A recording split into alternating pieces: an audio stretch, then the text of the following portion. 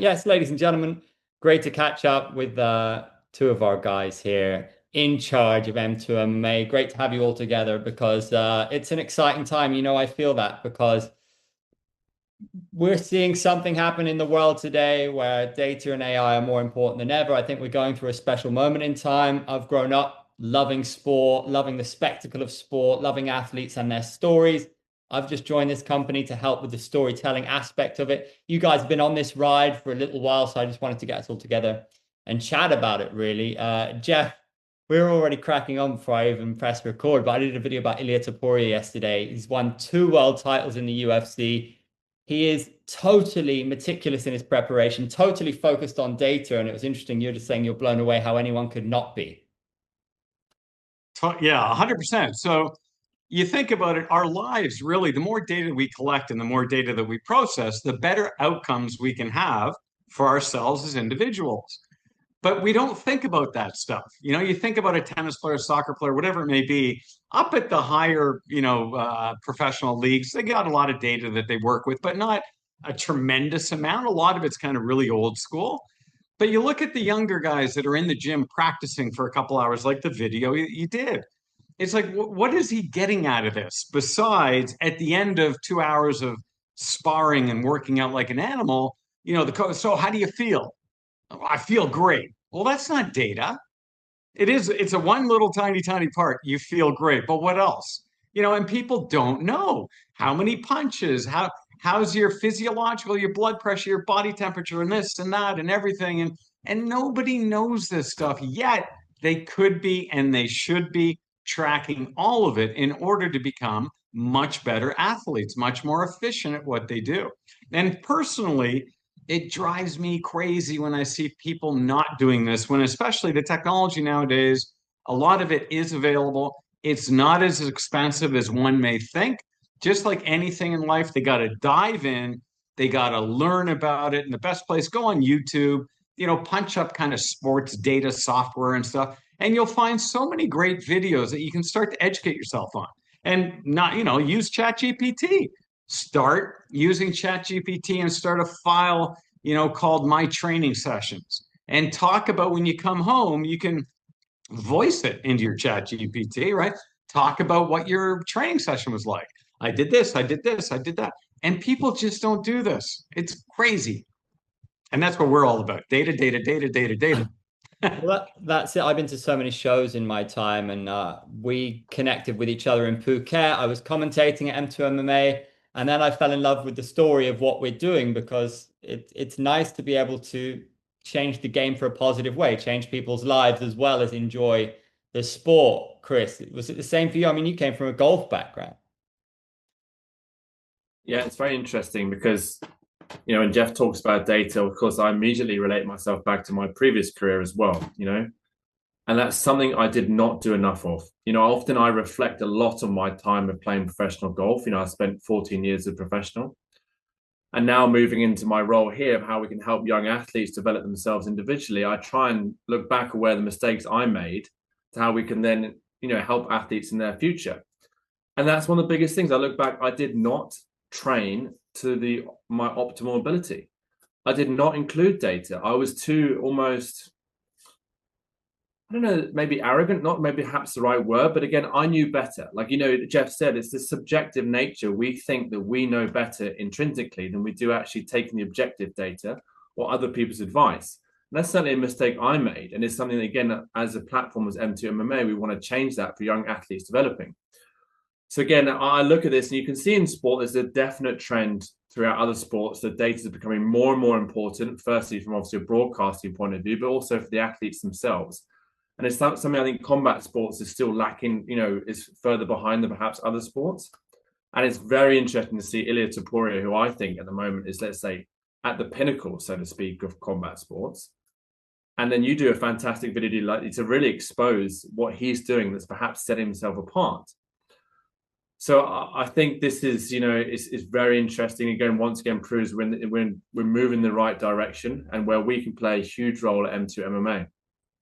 Jeff, what are your biggest goals with this company in the next 6 months, a year? What do you want to achieve?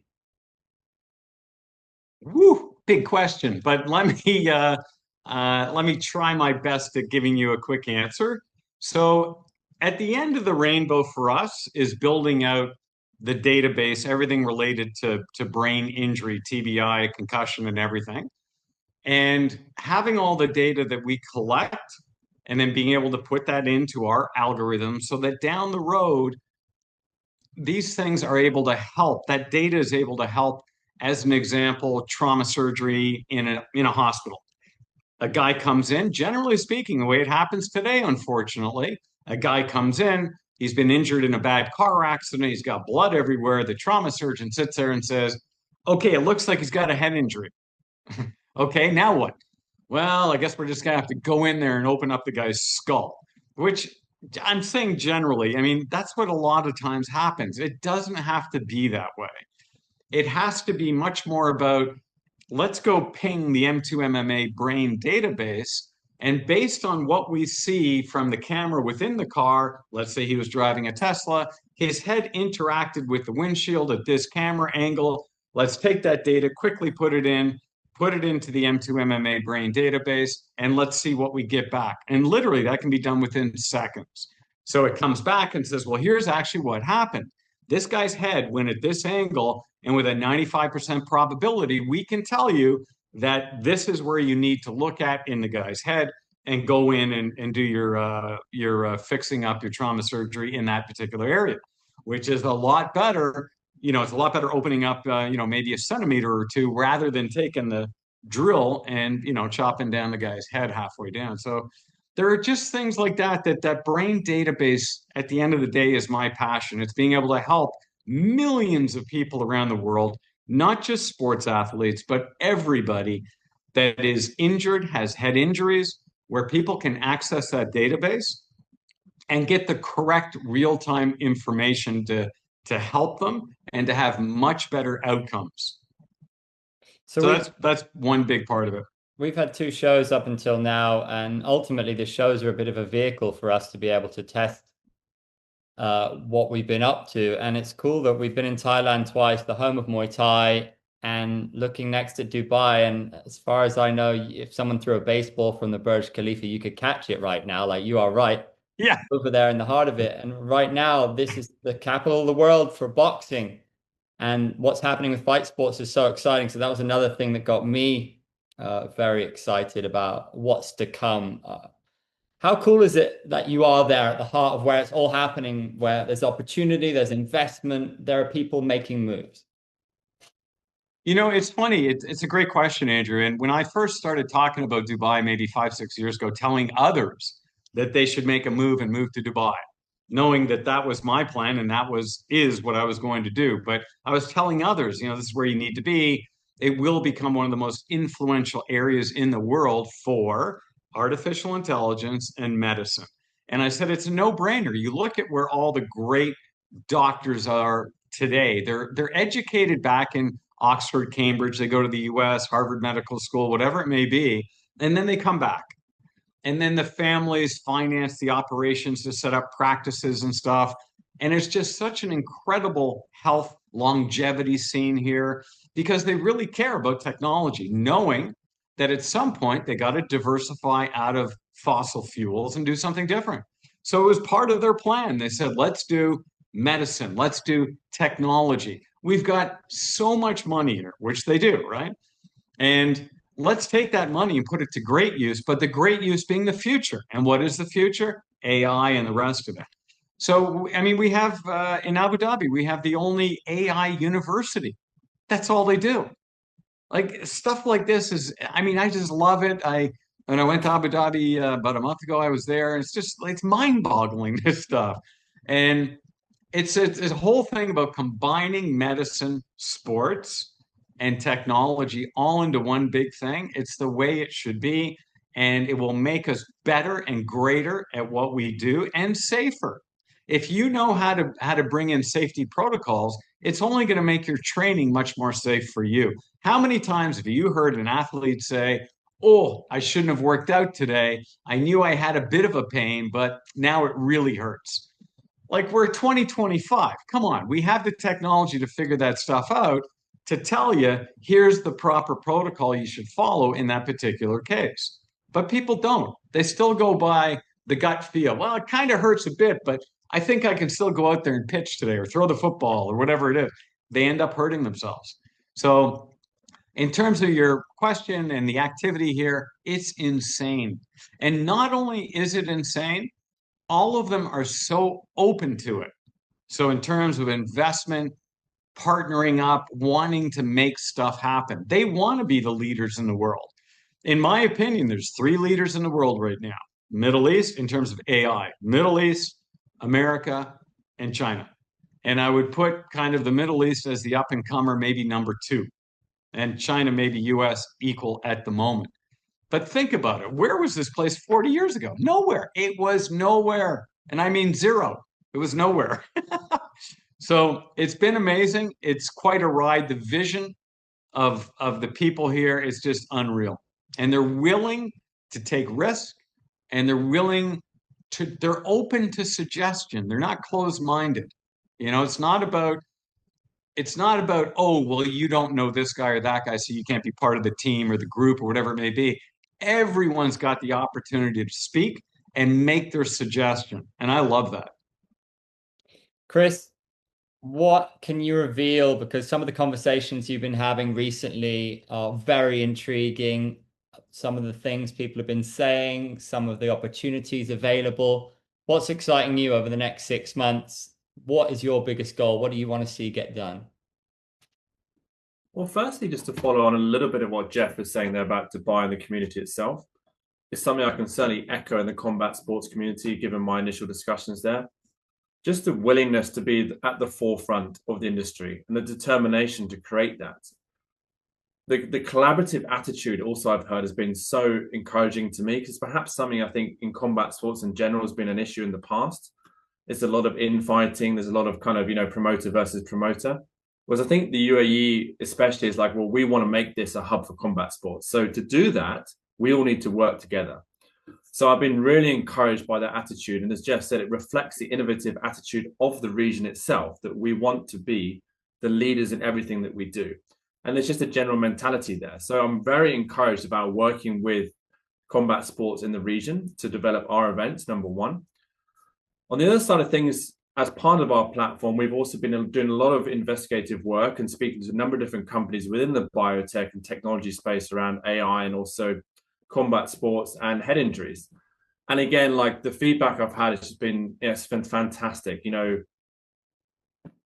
think there's a lot of people out there who see this issue, but have not been able to make much headway so far because they haven't had the right partners to do this. Again, for us, that has always been our mission from the start. So again, we've got such amazing feedback so far with a number of different companies we're looking to work with, to partner with, to develop this platform to address traumatic brain injury and contact sports. And for me, that's just so exciting. Just the groundswell of positivity around that mission that we're on. There's going to be some very exciting things that come over the next 6 months, firstly from a technology side of things, but also an event side.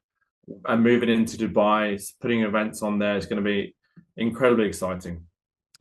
That part of the world feeding into a bit of a renaissance in boxing has been really interesting for me. But mixed martial arts, comparatively, it's kind of a new thing, right? The UFC is only about 30 years old, multi-billion-dollar company now, very much the pioneer. Where do you feel MMA stands? Do you think against a sport like golf or even football, do you think it still needs to learn from other sports? Where do you see MMA going in the next few years? It is an interesting question because I think firstly, when we think MMA, we obviously think UFC, right? Because they are so dominant. As opposed to boxing, where you have your core 3 or 4 promoters which put on the big events, which have been quite, most of them around kind of 30, 40 years, so to speak. MMA is still very UFC dominated. We are seeing obviously some movement from the PFL, which again is ties into that region, right? The Saudis invested $100 million in PFL. PFL have been active in the region. They've held events in Dubai. They're obviously moving to Africa now. They're moving into Oceania also. So again, you can see now that has changed the landscape a little bit. In the region specifically, I know 971 put on a fantastic event earlier this year. It's one of the gyms I visited when I was there in February. And Munir Laziz there, you can see he's got that great, again, same thing, speaks to attitude of innovative, wants to work with you. Immediately, it's like, how can we work together? And I love that. So you can see in the region, they are really starting to push things along. They've obviously had previous events there with PFL, and I'm sure they'll go back. The UAE Warriors, as well as obviously being historic there in Abu Dhabi, and they've, their promotion continues to build. So I am seeing that groundswell there, specifically in that region. They want to be a hub for combat sports. They want to be a hub for MMA. So again, how we fit into that is incredibly exciting. Any exciting partnerships you'd like to talk about? I'm a fan of the Green Hill Sports collaboration we've got going on. I can't wait to try those gloves. I'm going to be in the gym as soon as that package arrives. But some interesting ones on the pipeline, right? Well, that is for us, that's a massive one, right? Because again, as we know, the key part of what Jeff's working on is how do we integrate technology into our arena? A key part of that is obviously in the equipment. What can be done to collect data, provide more feedback for the athletes, the medics on the side of the ring or the cage, and also the fans? How can we integrate the fans closer to their heroes? So Green Hill Sports, the thing that I loved about them right from the start is that this was what they wanted to be part of. They absolutely love the idea of what we're working on. And for them, it was also a game changer to be a part of this mission. Firstly, to develop a new standard for tech integrated equipment that one day will become the standard for combat sports.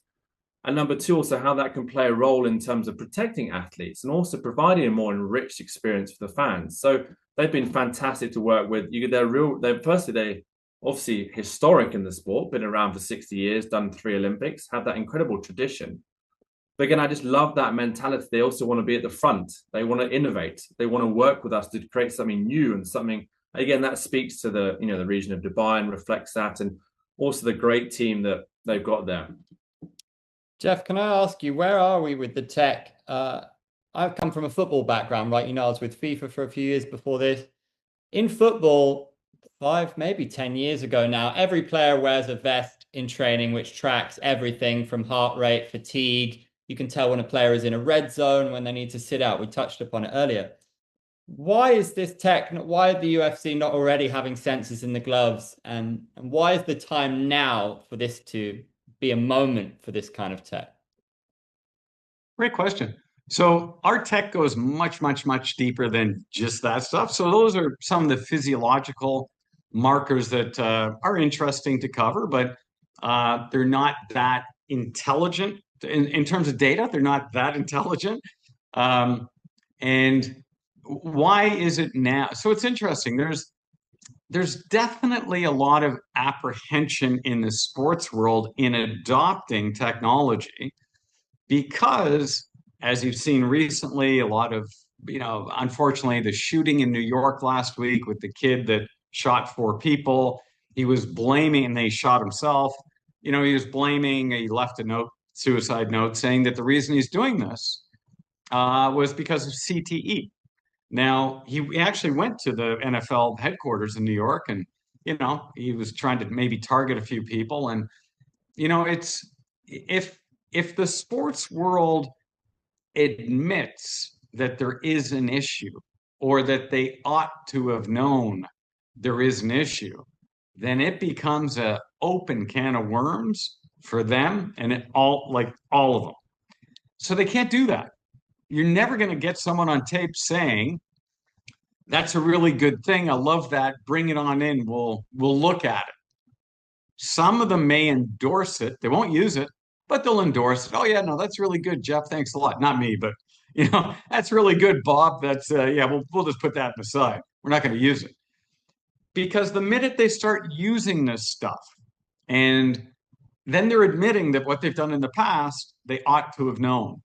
Because it's not like they just changed their mind that seeing someone getting hit in the head, all of a sudden, it just hit them that, oh, geez, that might cause a concussion? Of course not. They've known all this stuff, that it can cause traumatic brain injury. They've known about it for decades, but they can't admit that they know it. Otherwise, there'd be a whole different case for liability against all these organizations. So that's a whole different conversation for a whole different day that I'm very passionate about. And we'll discuss that. It's going to be an interesting time.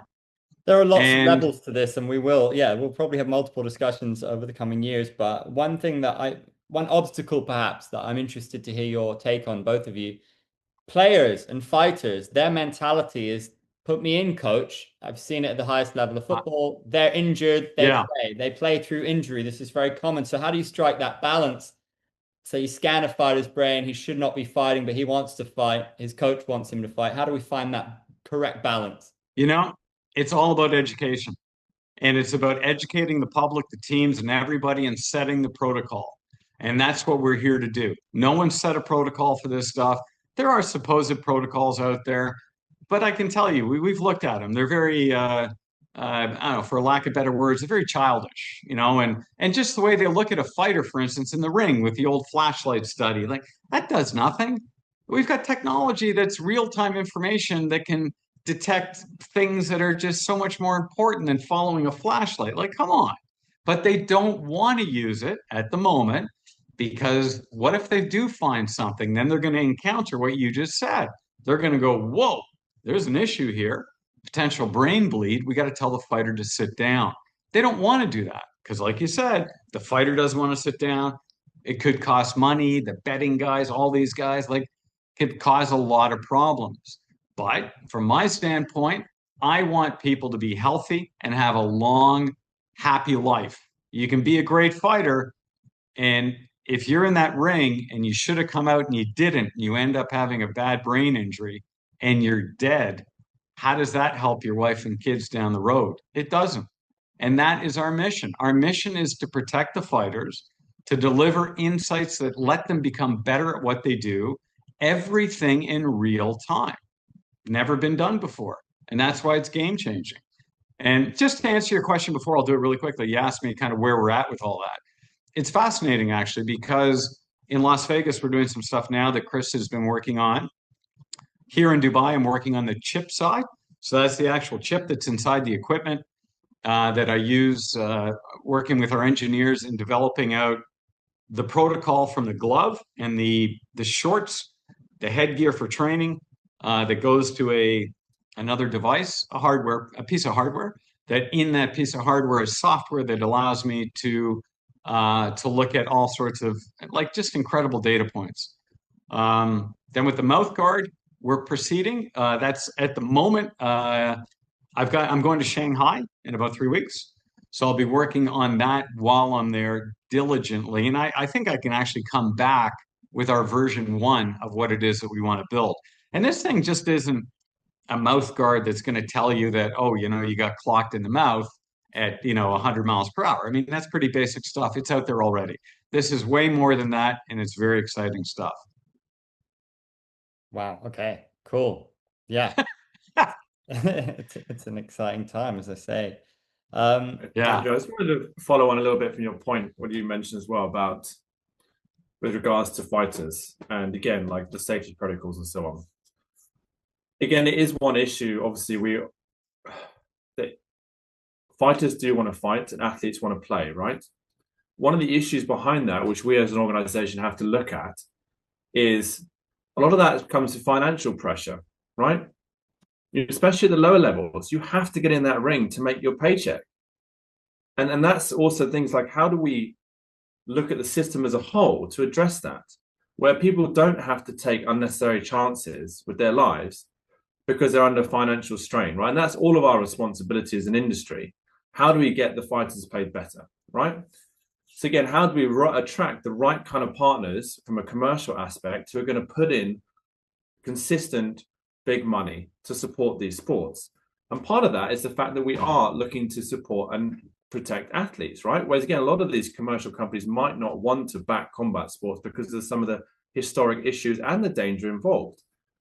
But that is a big part of it, because I understand, right? You will play injured, you will compete injured because you need the money. It's just the reality of being an athlete, and especially when you're trying to make your way up there, it is very tough. And it's something I've spoken about in articles before, that you get in this cycle where you just have to, you do whatever it takes, sometimes at your own detriment of your health and also your performance. So we have to think, what kind of structures can we put in place as an organization to, again, support athletes from a financial standpoint on various different fronts, that we can get out of this cycle where it's just pay per fight. If you don't fight, you don't get paid, right?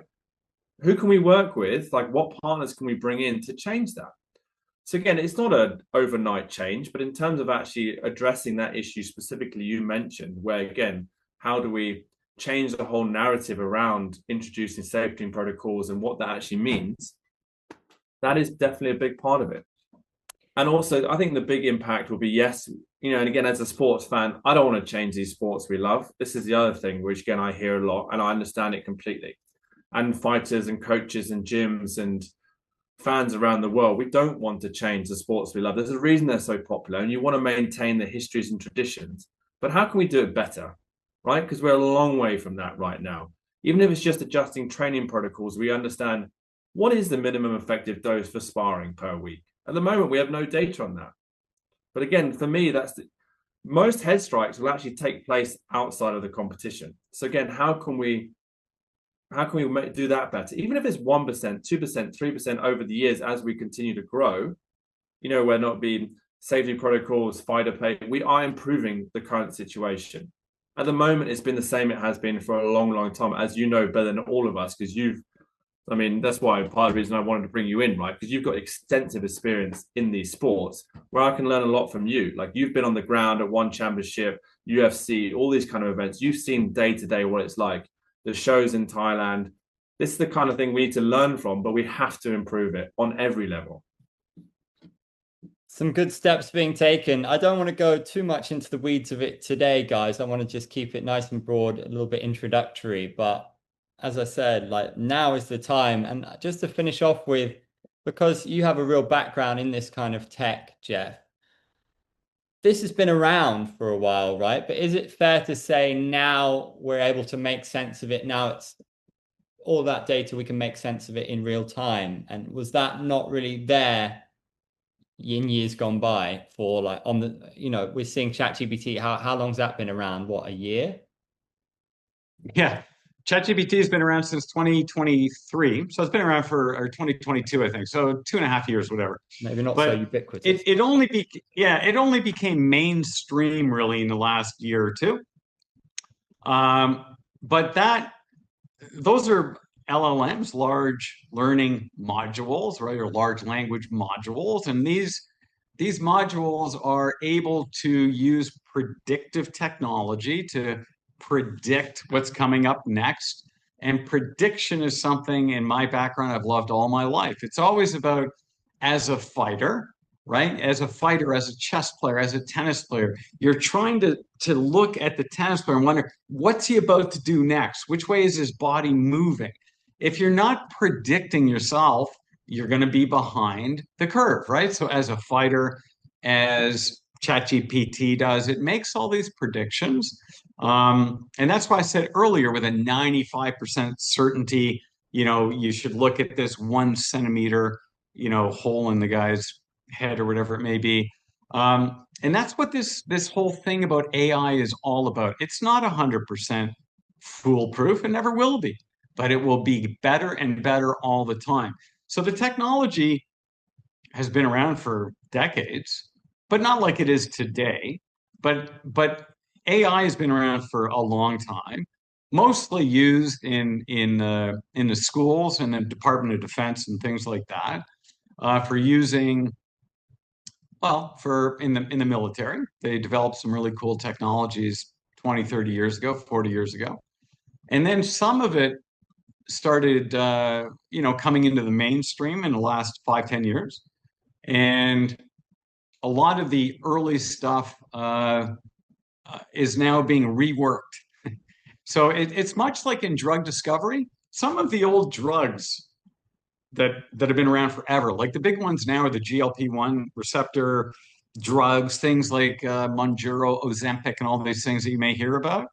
These things are now being considered at the moment as wonder drugs. So not just for diabetes, not just for weight loss, but for dementia, for all sorts of incredible potential, as a helpful kind of assist to your health. And the clinical studies are proving up the efficacy of it. So it's not just like people think, oh, it's just for losing weight or whatever. It's just for diabetes. It's actually not. So it's potentially one of those things that GLPs are something that maybe everyone's got to kind of get on, because there are just so many things that could be good about it. But my point being, it's been around for 40 years, but only just now, because of technology and artificial intelligence being mainstream, we've been able to look at things like that and quickly figure out whether or not it makes sense to pursue some kind of course of action with it, research or repurposing the drug or something like it. You couldn't do that in the past. It would be cost prohibitive. Now you can do all these things somewhat inexpensively using AI, where you don't have to spend gazillions of dollars to figure out at the end of the day and 4 years later you were wrong. You can do it in a matter of an hour. So that's what makes it so cool. And that's why I encourage everyone just to get stuck in. Don't be afraid of it. Get stuck in, watch videos, encourage your kids. Like your kids, you got to get them in there, watch videos together with them and teach them some of the verbiage and what it means. And it really is, it's amazing. In Shanghai, they've got, robo policemen now right in the street, like policemen that sit there directing traffic. They're the robots. I've seen the robots sitting there, guys going like this, you this way, yeah, you this way, stop, boom. Yeah, China's different. I want to go to Shanghai one day. I hear it's cool. Crazy, huh? Yeah. And Jeff, So, again, yeah, go ahead. one of the big things, again, I learned, Andrew, from Jeff in regards to this and why this is so relatable to what we're doing, is AI gives us the ability to process data like never before, right? Previously, you might have to get some physicians to look at all the different data points that Jeff might provide from a fight, right? But think how long that would take. Whereas now, with obviously the ability of AI to run through those data points, to really actually correlate them, to understand when an athlete might be getting in trouble and how that relates to that in-moment process. For me, that was incredible to hear about and learn, understand, and how that technology really is changing what we can do today. Another thing, Andrew, just as a quick little kind of neat thing for the audience listening in at a later date. Something that we're doing is using noise artificial intelligence also to detect what that particular punch or kick was, what that strike was, and what it meant. But I can get to the point of actually not even having to watch a fight.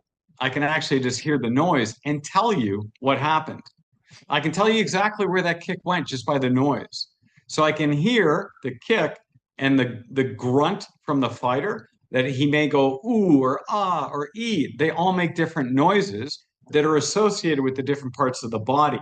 So you may want to at the same time use the camera angle to look at where it was in the body with the noise. That's how you train the model. But eventually you get to that point where I can just listen to noise. Like, how crazy is that? And I can tell, oh yeah, no, Chris just won that fight on a kick to the guy's right kidney. And you're looking at me, go, I don't understand. You didn't watch the fight. I didn't need to.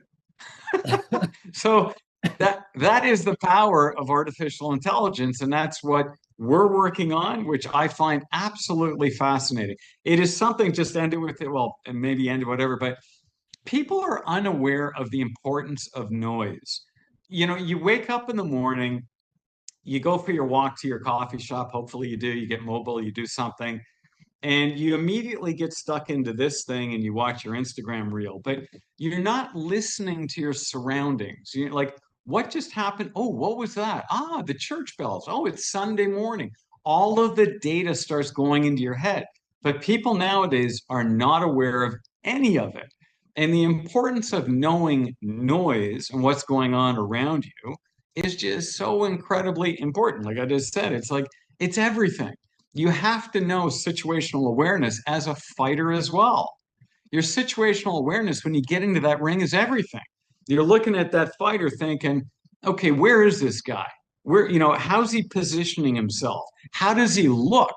So we can also tell by using AI, is the fighter happy during the fight? So does he actually think that he's winning? So I can tell all that by the features in the face. I can tell it by how the body is either drooping over. We've all heard that before. His body language isn't positive. So these are all the things that we look at. And imagine having all this cool data available to not only just your training guys, your manager and stuff, medical guys, different side of the app, but importantly for the fans and the engagement, where they're looking at this thing and they're going, Jesus, my fighter's not happy. Why? I mean, why is he not happy? You know, I mean, it's so important to know these things. And that's why the baseline of getting to know the fighter prior to a fight is critical. It's like, who is this guy, Andrew? Let's start doing our tests, start getting the baseline for this fighter, and start building out his protocol for who he is and what he needs to do. It's going to Fascinating be stuff. awesome. Incredible. Guys, it's been an absolute pleasure. Not the first time we'll do this, I'm sure, but a beautiful taster. Thanks so much. Thanks, Andrew. Appreciate it, buddy. Have a great day. Chris, good to see you, man. Have a great day.